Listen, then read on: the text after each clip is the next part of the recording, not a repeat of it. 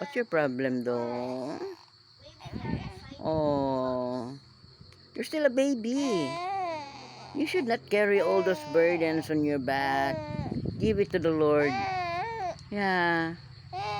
Yeah, it's all right if you got problems. You just pray. Pray to God.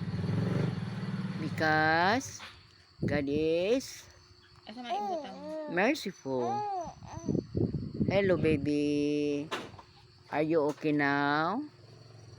Are you okay? You have lots of problems? Okay. It's good that you're still a baby.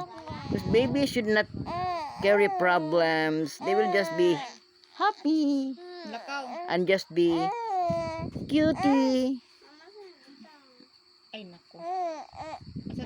Ito sa gastong. Ito ko naman yung mga basura. Dito sa may kabuong nga. May mga silopin dila sa gawas dong. May mga silopin itong ito.